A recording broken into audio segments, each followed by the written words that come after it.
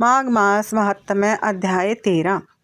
विकुंडल कहने लगा कि तुम्हारे वचनों से मेरा चित्त अति प्रसन्न हुआ, क्योंकि सज्जनों के वचन सदैव गंगा जल के सदृश पापों का नाश करने वाले होते हैं। उपकार करना तथा प्रिय बोलना सज्जनों का स्वभाव ही होता है। जैसे अमृत मंडल चंद्रमा को भी ठंडा कर देता है, अब कृपा करके यह भी बताइए कि किस प्रकार मेरे भाई का भी नरक से उद्धार हो सकता है।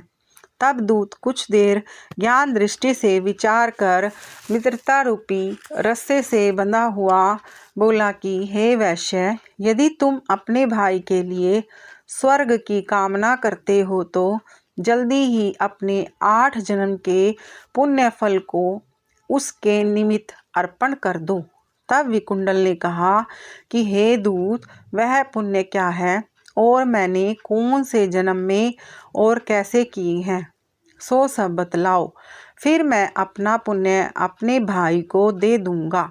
दूत कहने लगा कि हे वैश्य, सुनो, मैं तुम्हारे पुण्य की सब कथा कहता हूँ।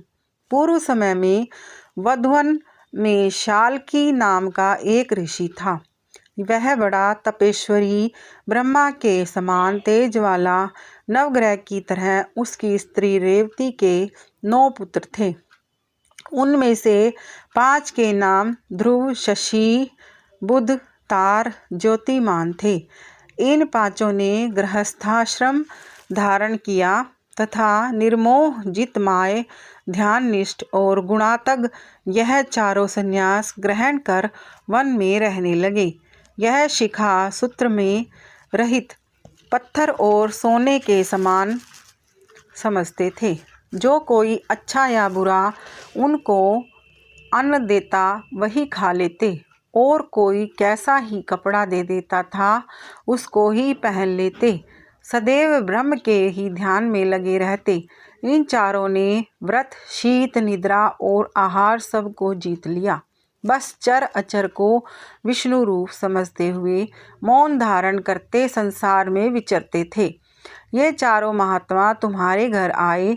जब तुम्हें मध्याह्न के समय भूखे प्यासे इनको आंगन में देखा तो तुमने गदगद कंठ से आँखों में आंसू भरकर इनको नमस्कार करके इनका बड़ा आदर सत्कार किया। इनके चरणों को धोकर बड़े प्रेम से तुम इनसे कहने लगे कि आज मेरे अहोभाग्य हैं, आज मेरा जन्म सफल हुआ, मुझ पर भगवान प्रसन्न हुए, मैं सनाथ हुआ, मेरे माता पिता, पत्नी, पुत्र, गऊ आदि सभी धन्य हैं, जो आज मैंने हरि के सदृश आपके दर्शन किए। सो हे वैश्य, इस प्रकार तुमने श्रद्धा से उनका पूजन किया और चरण धोकर जल को मस्तक से लगाया। फिर विधि पूर्वक इनका पूजन करके तुमने इन सन्यासियों को भोजन कराया। इन सन्यासियों ने भोजन करके रात को तुम्हारे घर में विश्राम किया और ब्रह्म के ध्यान में लीन हो गए। इन सन्यासियों के सत्कार से जो पुण्य तुमको मिला सो मैं भी कहने में असमर्थ हूँ, क्योंकि सब भूतों में प्राणी श्रेष्ठ हैं।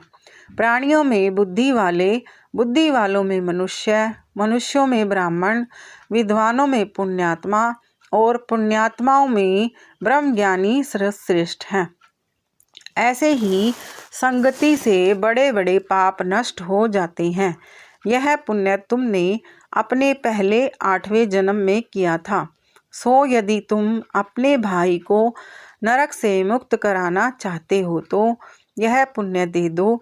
सो दूत के ऐसे वाक्य सुनकर उसने प्रसन्न चित्त से अपना पुण्य अपने भाई कुंडल को दे दिया और वह नरक से मुक्त हो गया और दोनों भाई देवताओं से पूजित किए गए।